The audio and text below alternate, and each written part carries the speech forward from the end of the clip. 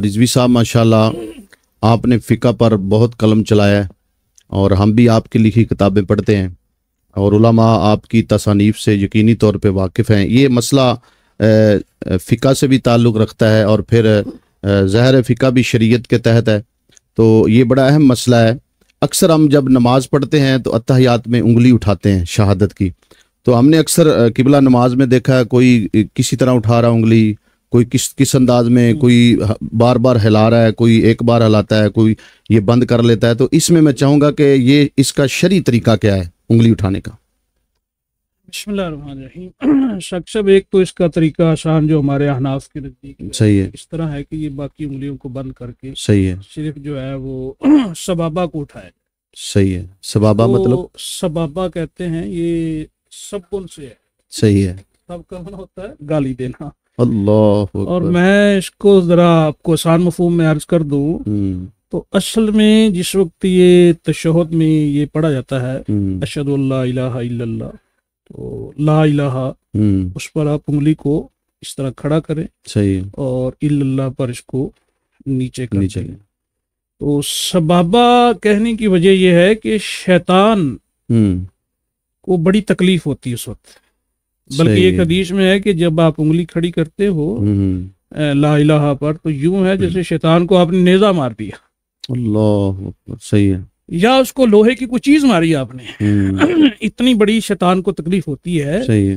اور یہ جو لا الہ ہے یہ معبودان باطلہ کی نفی ہے، صحیح ہے، یعنی اس سے صرف شیطان نہیں بلکہ جو معبودان باطلہ ہیں ان کو سبن کیا جاتا ہے، ان کی بھی جو ہے وہ تذلیل کی جاتی ہے کہ لا الہ ہے تو معبود ہے نہیں ہو، یہ جتنے بھی باطل ہے، یہ بت پرست ہیں، سورج پرست ہوں، کوئی بھی ہوں ہیں، تو معبودان باطلہ کی نفی انگلی اٹھا کر کی جاتی ہے۔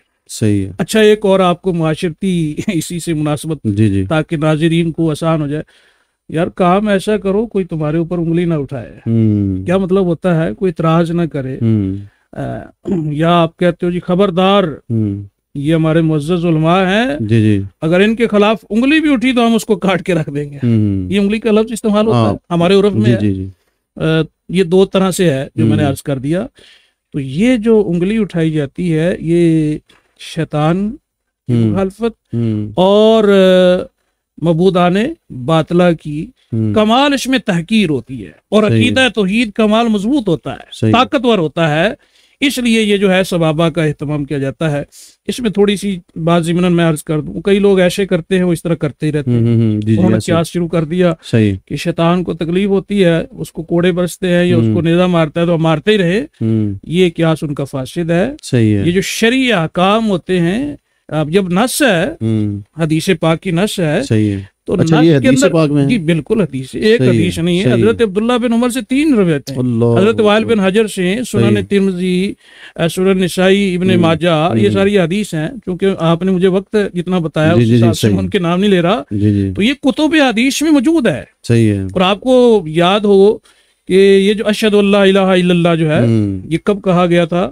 نبی پاک علیہ الصلوۃ والسلام جب شب معراج اللہ کی بارگاہ میں حاضر ہوئے، سرکار نے غور و فکر کیا کہ اللہ کی بارگاہ میں کیا پیش کروں ہے، تو اللہ کی طرف سے عنایت ہوئی، تو آقا علیہ الصلوۃ والسلام نے التحیات للہ والصلوات والطیبات اللہ کی بارگاہ میں پیش کر دیے۔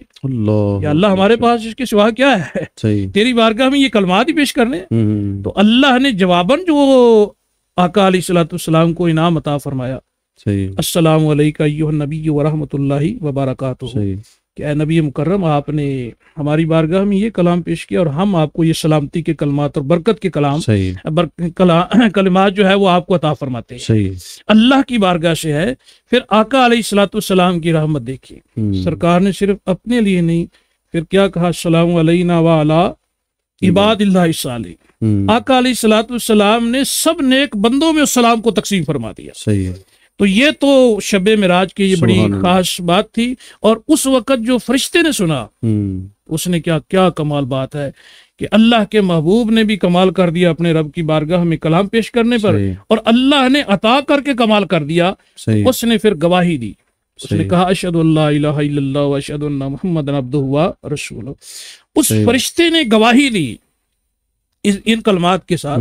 یہ جو ہمارا پورا کا پورا تشہد بن گیا، جس کو ہم تشہد ابن مسعود رضی اللہ تعالیٰ عنہ کہتے ہیں، اور سب یہی پڑھتے ہیں نماز میں. تو یہ اتنی کمال بات ہے، اور یہ اس میں انگلی کا بڑا کردار ہے، اور بڑی کمال چیز ہے یہ.